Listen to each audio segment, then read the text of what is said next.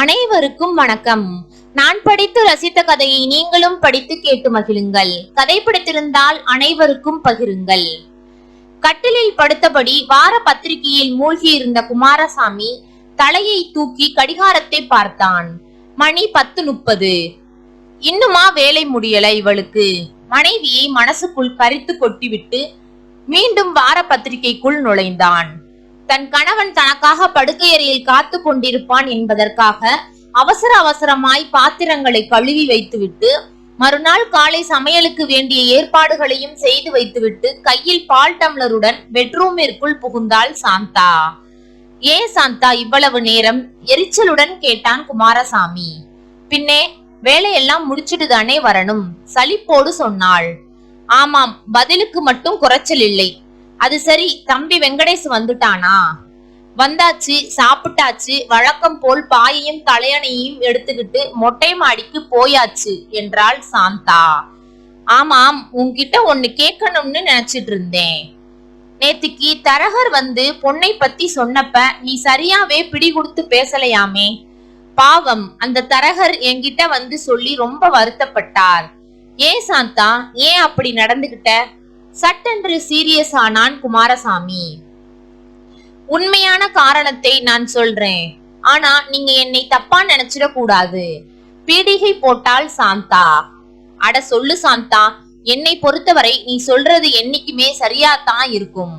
கணவனின் அந்த சான்றுரையை கேட்டதும் குளிர்ந்து போன சாந்தா மெதுவாக அவனை நெருங்கி உரசியபடி கட்டிலில் அமர்ந்தாள். அந்த உரசலில் சூடாகி போனான் குமாரசாமி. அதாவது, நாம சீக்கிரமே உங்க தம்பிக்கு கல்யாணம் பண்ணி வச்சோம்னா வர்றவ அவனை உடனே கிளப்பிக்கிட்டு தனி குடுத்தனம் போயிடுவா. அது இயல்புதானே, அதில் என்ன தப்பு? சாதாரணமாய் சொன்னான் குமாரசாமி. என்ன தப்பா? அவங்க அப்படி போயிட்டா அவனோட சம்பளம் மொத்தமும் அங்கே அவ கைக்கு போயிடும்ல. ஞாபகம் வச்சுக்கோங்க, உங்க தம்பி வேலை பார்க்கறது ஐடி கம்பெனியில. அவை வாங்குறது உங்க சம்பளம் மாதிரி 3 மடங்கு. சாந்தா முகம் கொஞ்சம் கொஞ்சமாய் சந்திரமுகியாய் மாற ஆரம்பித்தது. அவள் தன் சம்பாத்தியத்தை குறைத்து கூறிவிட்டதால் மனம் நொந்து போன குமாரசாமி அதுக்கென்னடி இப்போ எரிந்து விழுந்தான். இங்கே பாருங்க, நான் சொல்றதை கொஞ்சம் நல்லா கேட்டுக்குங்க. நமக்கு இருக்கிறது 2 பொட்ட பிள்ளைக. அதுக நாளைக்கே திடுதிப்புன்னு வயசுக்கு வந்து கல்யாணத்துக்கு நின்னா நாம எங்க போறது காசுக்கு? நீங்க சம்பாதிக்கிறதை வச்சு அதுகளுக்கு கல்யாணம் பண்றதுன்னா 2 கிளவி ஆனதுக்கு பின்னாடிதான் நடக்கும். குமாரசாமி குறுக்கீடு இல்லாமல் அமைதியாய் கேட்டுக்கொண்டிருக்க சாந்தா தொடர்ந்தாள். அதான், இன்னும் 4-5 வருஷம் உங்க தம்பி கல்யாணத்தை தள்ளி போடுவோம். இப்ப அவன் தன்னோட சம்பளத்தை அப்படியே கொண்டு வந்து என்கிட்ட தான் கொடுக்கறான். அதுல நான் சீட்டு போட்டிருக்கேன். 4 வருஷத்துல பெரிய தொகை நம்ம கைக்கு வந்துடும். அதுல 3/4 வாசியை எடுத்து நம்ம பொண்ணுங்க கல்யாணத்துக்குன்னு போட்டு வச்சுட்டு மீதி இருக்கிற 1/4 வாசியில உங்க தம்பிக்கு சிம்பிளா ஒரு கல்யாணத்தை பண்ணி வச்சுடுவோம். தன் வஞ்சக எண்ணத்தை சொல்லி முடித்தாள் சாந்தா. வேண்டாம்டி, இப்பவே அவனுக்கு 30 ஆயிடுச்சு. இன்னும் 4-5 வருஷம்னா ஊர்ல உலகத்துல 4 பேர் என்ன பேசுவாங்க? அண்ணங்காரன் தம்பியை கண்டுக்காம விட்டுட்டான்னு என்னை அல்லவா கேவலமா பேசுவாங்க. தன் அச்சத்தை சொன்னான் குமாரசாமி. ஐயோ, நீங்க கொஞ்சம் பேசாம இருக்கீங்களா? அதான் 5 வருஷம் கழிச்சு பண்ணிடலாம்னு சொல்லிடுறேன்ல. ஏய், அவனும் மனுஷன் தானே, அவனுக்கும் உணர்ச்சிகள் இருக்கும்ல. எத்தனை நாளைக்குதான் ஒரு ஆம்பளை உணர்ச்சிகளை அடக்கிட்டு இருக்க முடியும்? கடவுளே என்று மேலே பார்த்து சொன்ன சாந்தா, இங்க பாருங்க, உங்களுக்கு ஒன்னும் தெரியாது. அதனால நீங்க உங்க வேலையை பார்த்துட்டு சும்மா கிடங்க. உங்க தம்பி கல்யாணம் என் வேலை, அதை நான் பார்த்துக்கிறேன் என்று சொல்லியபடி படுத்திருந்த கணவன் நெஞ்சின் மேல் தன் தலையை வைத்துக் கொண்டாள். அவளின் அந்த நெருக்கம் தந்த கிறக்கத்தில் தன் தம்பியையும் அவன் எதிர்காலத்தையும் மறந்தே போனான் குமாரசாமி. பொண்ணுங்க 2 தூங்கியாச்சா சாந்தா? அவள் காதருகே தன் வாயை கொண்டு சென்று கிசுகிசுப்பாய் கேட்டான். 2 ஹால்ல படுத்து தூங்குறாங்க என்றாள் அவனை வரவேற்கும் குரலில். அண்ணி, அண்ணி என்று அழைத்தவாறே வீட்டிற்குள் நுழைந்த வெங்கடேஷ் எதிரில் வந்த அண்ணியிடம் கவரை நீட்டினான். இந்தாங்க அண்ணி, இந்த மாத சம்பளம். வாங்கி கொண்டா சாந்தா. தம்பி, வீட்ல செலவு வர வர ரொம்ப அதிகமாயிட்டே போகுது தம்பி. உங்க 2 பேரோட சம்பளமும் முழுக்க முழுக்க செலவாயிடுது தம்பி. ஒரு 5ஓ 10ஓ சேமிக்கலாம்னு நினைச்சா முடியவே மாட்டேங்குது தம்பி என்றாள் போலி வருத்தத்துடன். சேமிப்பை பத்தி எல்லாம் பிற்பாடு யோசிக்கலாம். நீங்க தாராளமாய் இருப்பதை செலவு பண்ணுங்க அண்ணி, சாதாரணமாய் சொல்லிவிட்டு தன் அறைக்குள் புகுந்து கொண்டான் வெங்கடேஷ். 1 மாதத்திற்கு பின், ஆனாலும் இது ரொம்ப அநியாயம் சாந்தா. தம்பியே அந்த பெண்ணை பிடிக்குதுன்னு சொன்ன பிறகும் நீ ஏன் அந்த பெண்ணை வேண்டாம்னு சொல்ற? லேசான கோபத்தோடு கேட்டான் குமாரசாமி. எனக்கு அந்த பெண்ணை பிடிக்கல, அவ்வளவுதான், சற்றும் தயங்காமல் சொல்லிவிட்டு அங்கிருந்து நகர முற்பட்டவளின் தோளை பற்றி திருப்பினான் குமாரசாமி. இல்லை சாந்தா, இனிமேலும் நான் பொறுக்க மாட்டேன். இந்த கல்யாணத்தை நான் உடனே நடத்த போறேன், நடத்தி காட்ட போறேன், சவால் விடுவது போல சொன்னான். இது நாள் வரையில் தன் பேச்சுக்கு எதிர்ப்பு தெரிவிக்காத கணவன் இன்று சவால் விடும் அளவிற்கு மாறி விட்டதை கண்டு உள்ளுக்குள் அச்சமுற்ற சாந்தா தனது இறுதி அஸ்திரத்தை எடுத்து வீசினாள். அதிர்ந்து போனான் குமாரசாமி. ஏண்டி இப்படியெல்லாம் பேசுற? இப்ப நான் என்ன சொல்லிட்டேன்? உனக்கு அந்த பொண்ணை பிடிக்கலைனா வேண்டாம், விட்டுடலாம், வேற பெண்ணை பார்த்துட்டா போச்சு. தன் கோபத்தை மொத்தமாய் தூக்கி எறிந்துவிட்டு தடால் என்று சரண்டர் ஆனான். இங்க பாருங்க, அன்னைக்கு சொன்னதைத்தான் இன்னைக்கும் சொல்றேன். உங்க தம்பி சம்பளம் மொத்தத்தையும் அப்படியே பேங்க்ல போட்டுட்டு இருக்கேன். எதுக்கு? நம்ம பொண்ணுங்க கல்யாணத்துக்கு தான். நல்ல தொகை சேர்ப்பதற்கு எப்படியும் இன்னும் 3-4 வருஷம் ஆகும். அதற்கப்புறம் பார்க்கலாம். மிகவும் எளிதாய் சொன்னாள் சாந்தா. அடி பாவி, 3-4 வருஷங்கிறது ரொம்ப தூரம்டி. அவள் பதிலேதும் பேசாமல் கடுமையான முறைப்பை காட்ட தலையில் கையை வைத்துக் கொண்டு அமர்ந்தான் குமாரசாமி. அவர்களுக்கிடையே நடைபெற்ற அந்த உரையாடலை எதையோ எடுப்பதற்காக அந்த அறைக்கு வந்த வெங்கடேஷ் கதவருகே வரும்போதே கேட்டுவிட உறைந்து போனான். கடவுளே, அண்ணியா இப்படி? என் அம்மாவிற்கு பிறகு இந்த அண்ணியை தானே அம்மாவாய் நினைச்சுக்கிட்டு இருந்தேன். ச, கேவலம். என் சம்பளம் தான் அவங்களோட குறியா? அவங்க என் மேல காட்டுற பாசமும் பரிவும் பணத்துக்காகத்தானா? அப்ப இந்த உலகத்துல எல்லோருமே சுயநலவாதிகள் தானே? தன் உடலின் மொத்த சக்தியும் வெளியேறியது போல் தளர்ந்து போனான். தான் அங்கே வந்த சுவடே தெரியாமல் திரும்பினான் கனத்த இதயத்தோடு. மறுநாள் அலுவலக வேலையில் மூழ்கி இருந்த போதும் அவ்வப்போது அண்ணியின் வார்த்தைகள் ஞாபகத்தில் வந்து வந்து போக நொந்து போன மனதிடம் யாரிடமும் இயல்பாக பேசாமல் இருக்க முகத்தோடு இருந்தான் வெங்கடேஷ். மதிய உணவு இடைவேளையின் போது அனைவரும் எழுந்து சென்ற பின்னரும் தன் இருக்கையிலேயே அமர்ந்திருந்தான் வெங்கடேஷ். அண்ணி மட்டும்தான் அப்படியா? இல்லை, அண்ணாவும் அதே போல்தானா? நெருடலான கேள்வி உள்ளுக்குள் குடையும் போது அவனது மொபைல் அதிர்ந்தது. அவன் அண்ணன் பேசினான். இன்று மாலை நேராக குளக்கரைக்கு வந்துவிடு. அங்கே தரகர் ஒரு பெண் வீட்டாரையும் பெண்ணையும் வர சொல்லி இருக்கிறார் என்றார். சற்றே அதிர்ந்த அவன், அண்ணி இல்லாமல் ஏன் இப்படி ஒரு ஏற்பாடு என நேரடியாகவே அவன் அண்ணனிடம் கேட்டுவிட்டான். அவள் இருந்தால் உனக்கு திருமணமே நடக்காது, பரவாயில்லையா என்றார். அண்ணன் அண்ணியை போல் இல்லை என்று பெருமூச்சு விட்டான். சரி, நான் குறித்த நேரத்திற்கு வந்து விடுகிறேன் என சொல்லி முடித்தான். அன்று மாலை அனைத்தும் நன்றாக முடிந்தது. இவனுக்கும் பெண்ணை பிடித்து போக, பெண்ணுக்கும் பிடித்து போக அங்கேயே பேசி முடித்தனர்.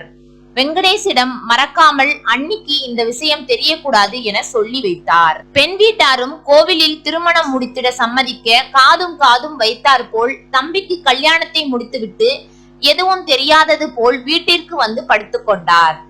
தம்பி கொஞ்ச நேரம் கழித்து கல்யாண கோலத்தில் வந்து நிற்க சாந்தாவிற்கு பேச்சே வரவில்லை. தான் நினைத்தது எல்லாம் இப்படி தவிடுபொடி ஆகிவிட்டதே என எண்ணி கோபத்தின் உச்சத்திற்கு சென்று கத்தத் தொடங்கினாள்.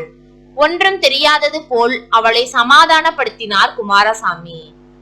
சற்று கோபம் குறைந்தவள் அவன் வீட்டை விட்டு வெளியேறிவிட்டால் என்ன செய்வது என யோசித்து விட்டு இருவரையும் ஆரத்தி எடுத்து உள்ளே அழைத்து வந்து பாலும் பழமும் கொடுத்தாள்.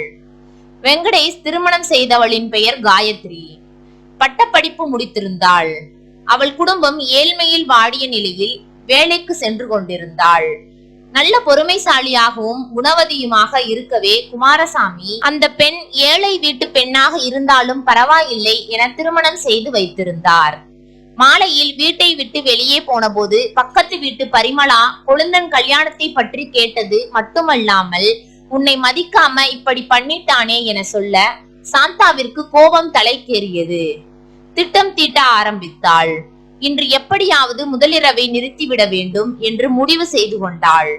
கொழுந்தனையும் அவள் மனைவியையும் அழைத்து திருமணம்தான் எப்படியோ முடிந்து விட்டது, முதலிரவு ஒரு நல்ல நாளில் வைத்துக் கொள்ளலாம் எனவும் ஒரு வாரம் கழித்து நல்ல நாள் இருப்பதாகவும் கூறினாள்.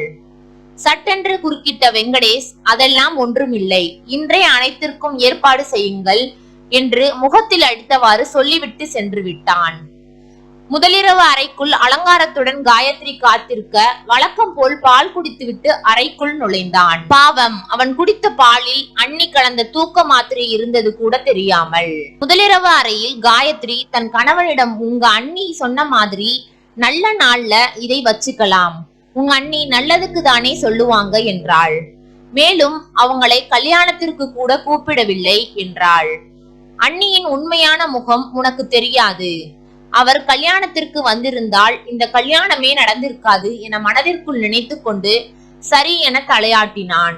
அதோடு அன்னை கொடுத்த மாத்திரை வேலை செய்து தூக்கம் வர தூங்கிவிட்டான். மறுநாள் காலை ஆவலோடு காத்திருந்தாள் சாந்தா. காயத்ரி குளித்துவிட்டு வர ஏதும் நடந்து விட்டதா, மாத்திரை வேலை செய்யவில்லையா என்ற பதைபதைப்போடு பேச்சு கொடுத்தாள். காயத்ரி இரவு நடந்தவற்றை கூற அது அவள் நெஞ்சை முள் என தைத்தது. தான் தவறு செய்கிறோமோ என நினைக்க தொடங்கினாள். மறுநாள் அலுவலகத்திற்கு சென்று விட்டான். அப்போது அவனுக்கு மொபைல் அழைப்பு வர எடுத்து பார்த்தான். ஒரு புது எண்ணில் இருந்து அழைப்பு. சலிப்புடன் ஹலோ என்றான். வெங்கடேஷ் சாரா? ஆமாம் சார், உங்க அண்ணனுக்கு கம்பெனில வேலை செஞ்சிட்டு இருக்கும் போது திடீர்னு நெஞ்சுவலி வந்துடுச்சு, ஆஸ்பத்திரிக்கு கொண்டு போயிருக்காங்க, நீங்க உடனே அங்க போங்க சார். தான் யார் என்றே சொல்லாமல் தகவலை மட்டும் சொல்லிவிட்டு இணைப்பை கட் செய்தான் ஒரு புத்திசாலி. பதற்றத்துடன் எழுந்து மேனேஜரிடம் சொல்லிக் கொண்டு ஆஸ்பத்திரியை நோக்கி பறந்தான். அங்கே அவன் கண்டது தன் அண்ணனின் உயிரற்ற உடலைத்தான். ஐயோ அண்ணா, என்னை அனாதையா விட்டுட்டு போயிட்டியே, அம்மா அப்பா இல்லாத என்னை எந்த குறையும் தெரியாத மாதிரி வளர்த்தியே என கதறினான். தன்னை வந்து கட்டி கொண்டு அழுத அண்ணனின் 2 பெண் பிள்ளைகளையும் பார்த்து துக்கம் வெடிக்க அது ஆஸ்பத்திரி என்று கூட பார்க்காமல் தரையில் உட்கார்ந்து அழுதான் வெங்கடேஷ். சிறிது நேரத்திலேயே சுதாரித்துக் கொண்டு எதிர்காலத்தை சந்திக்கும் மனதிடத்தை ஏற்படுத்தி கொண்டு எழுந்தான். அண்ணனின் இறுதிச் சடங்குகளை எந்திர கதியில் செய்து முடித்தான். அந்த பெரிய இழப்பின் அதிர்வுகள் அந்த குடும்பத்திலிருந்து இன்னும் போகாமலே இருந்தன. அன்று மொட்டை மாடியில் தன் நண்பனுடன் பேசிக் கொண்டிருந்த வெங்கடேஷ் அண்ணி காஃபி ட்ரேயுடன் வருவதை பார்த்ததும் பேச்சை நிறுத்தி கொண்டான். காஃபியை கொடுத்துவிட்டு அண்ணி தயங்கி தயங்கி நிற்க, என்ன அண்ணி, என்கிட்ட ஏதாவது சொல்லணுமா என்று கேட்டான். தம்பி, நாளைக்கு நாங்க தனியா ஒரு சின்னதா வாடகை வீட்டுக்கு போறோம் என்றால் தயங்கி தயங்கி. அதெல்லாம் போக வேண்டாம், எல்லாம் நான் பார்த்துக் கொள்கிறேன் என்றான் வெங்கடேஷ். அவன் கராராய் சொல்ல குற்ற உணர்ச்சியுடன் மொட்டை மாடி படிக்கட்டுகளில் இறங்கினாள் சாந்தா. ஏண்டா இப்படி சொன்ன, அவங்க தனியா போனா உன் வாழ்க்கையும் நல்லா இருக்கும்ல என நண்பன் கேட்க, மெல்லிய சிரிப்புடன் வெங்கடேஷ், டேய், நான் என் மனசுக்குள்ளார தீர்மானமா ஒரு முடிவு பண்ணி வச்சிருக்கேன். படிக்கட்டுகளில் இறங்கிக் கொண்டிருந்த சாந்தாவின் காதுகளில் அது விழ நின்று கூர்ந்து கவனித்தாள்.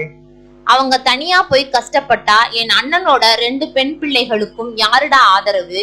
அதுகளுக்கு என்னை விட்டா யார் இருக்காங்க? நாளைக்கு அவங்க பெருசாகி வயதுக்கு வந்து கல்யாணத்துக்கு நின்னா முன்னாடி நின்னு செய்யறதுக்கு யாருடா இருக்காங்க? என்னோட அண்ணி பாவம்டா, படிக்காதவங்க, உலகம் புரியாதவங்க, அவங்களால வெளியே போய் காசு பணமெல்லாம் சம்பாதிக்க முடியாது. ஆக என்னோட வருமானம் தான் இனி இந்த குடும்பத்துக்கான ஒரே வருமானம். அண்ணி சொல்றாங்க என்பதற்காக அவங்க தனியா போய் கஷ்டப்பட்டா அது என் அண்ணனுக்கு செய்யற துரோகம்டா என்று உருக்கமாய் சொன்னான் வெங்கடேஷ். நெஞ்சை பிடித்து கொண்டாள் சாந்தா. அண்ணன் பொண்ணுங்க 2ஐயும் வளர்த்து கல்யாணம் பண்ணி கொடுத்து அதுகளுக்கு நல்ல வாழ்க்கையை அமைச்சு கொடுக்கிறது என்னோட முக்கியமான கடமை என ஆணித்தரமாய் சொன்னான் வெங்கடேஷ். அத்தனையும் கேட்டுக்கொண்டிருந்த சாந்தா பொங்கி வந்த அழுகையை அடக்கி கொண்டு வேகமாக படியிறங்கி பூஜை அறைக்கு சென்று சாமி படங்களுக்கு முன் அழுகையை வடித்தாள். அவள் கண்களுக்கு அங்கிருந்த சாமி படங்கள் அனைத்திலும் வெங்கடேஷின் முகமே தெரிந்தது. நன்றி. கதை பிடித்திருந்தால் லைக் பண்ணுங்க, ஷேர் பண்ணுங்க, சப்ஸ்கிரைப் பண்ணுங்க. உங்களுடைய கருத்துக்களை கமெண்ட் பாக்ஸில் தெரிவிக்கவும். தங்கள் ஆதரவிற்கு நன்றி.